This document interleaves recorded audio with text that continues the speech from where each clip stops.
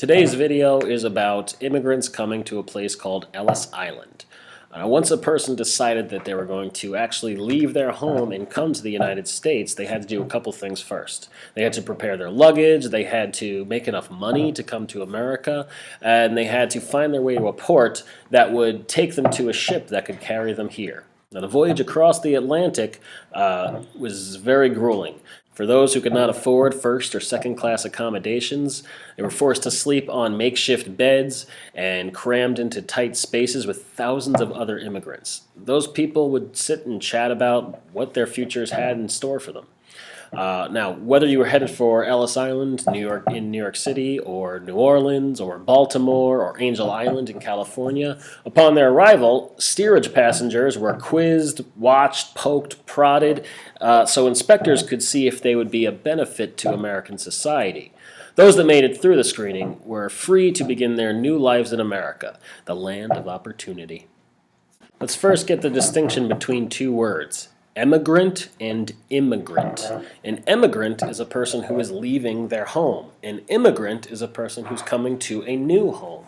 So those emigrants, back wherever they were coming from, had to do a lot in order to come to this country. They had to sell everything they owned. They had to pack up everything, take their entire life savings in order to afford to come here. And then they had to say goodbye to their old lives. Once they found their way to a port at a city located along the coast, they were able to get on a ship. Some were headed to family, others to escape. Some were just going for the opportunity that the United States offered. Now, once they left, the voyage was very difficult. This voyage took up to 3 months sometimes. However, with the invention of the steam engine, that trip was cut to 2 weeks. That made things a lot better. However, as many as 2,000 immigrants would fit onto one ship at a time, coming from various different countries, speaking different languages, practicing different religions. These ships were designed to fit as many people as possible on them. Beds were often one stacked on top of another, stacked on top of another, and crammed in tight so that you can fit many, many more people on each ship. These close, cramped quarters often led to poor sanitation. Think about it: thousands without showers, bad smells, lice, and sickness. Conditions were terrible. Many people died before they even got here.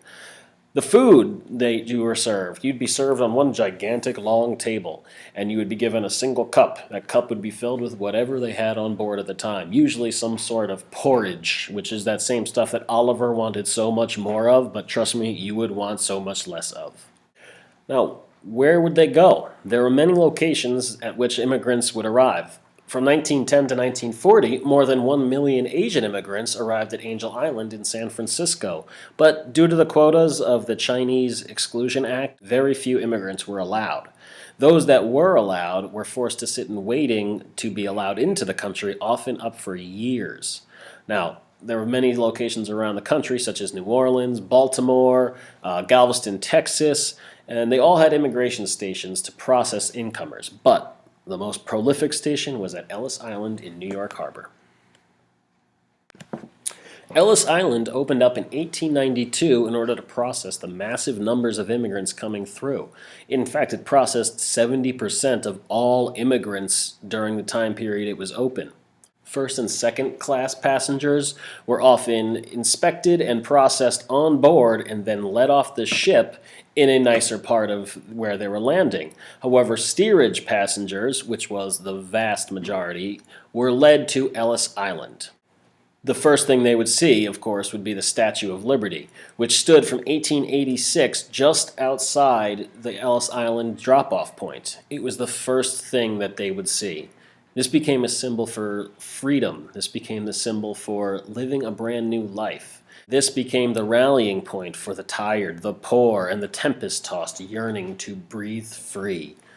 However, before they could breathe free, they had to get through the process of immigration at Ellis Island, which was not an easy one. First, they had to take all of their luggage and carry them up the Great Stairs, where doctors would be watching them from the side. If they saw any signs of difficulty getting up the stairs, that usually implied that they were not fit to work in this country. The next thing they would do was the medical exam.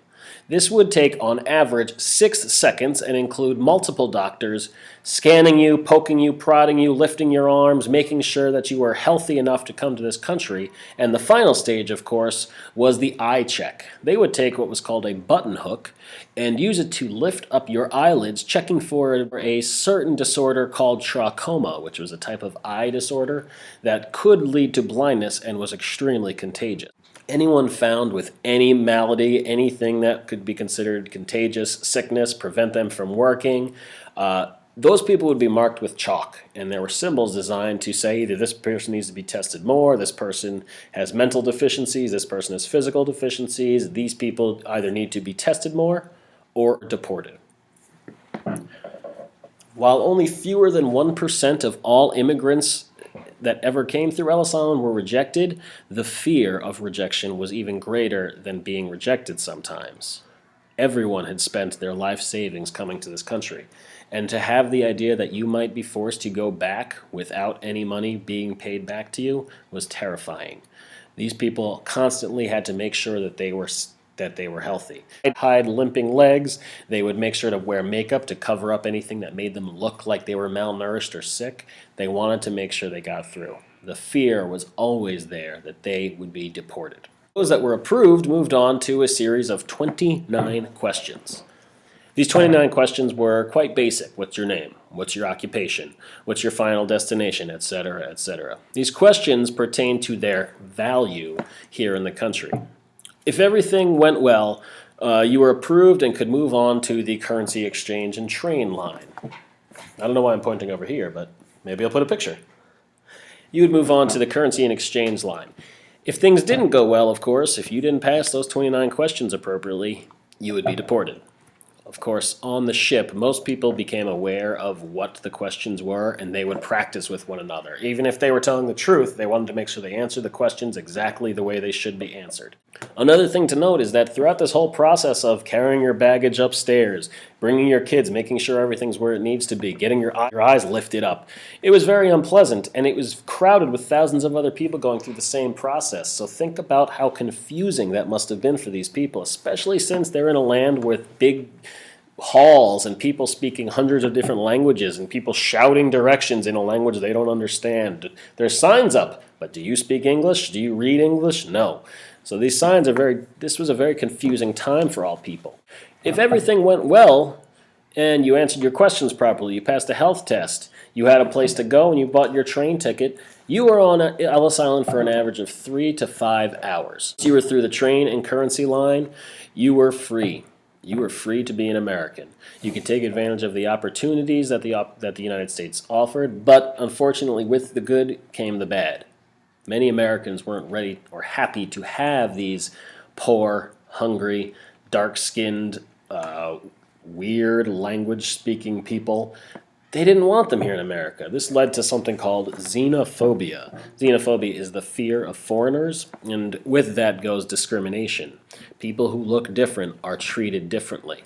And I think the same thing goes today. Think about how you and your friends act around people who you think of as differently. You probably treat them a little bit different.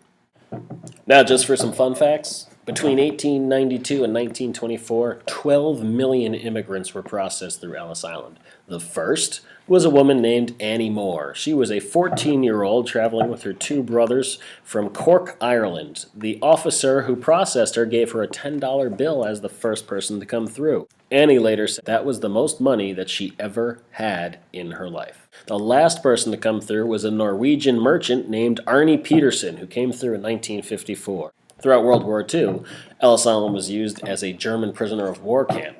We didn't know what to do with our German prisoners of war, so we shipped them over to the United States and held them in places such as Ellis Island. That is it for this video. I hope it was better. It should be shorter, and I tried not to include as many funky graphics this time.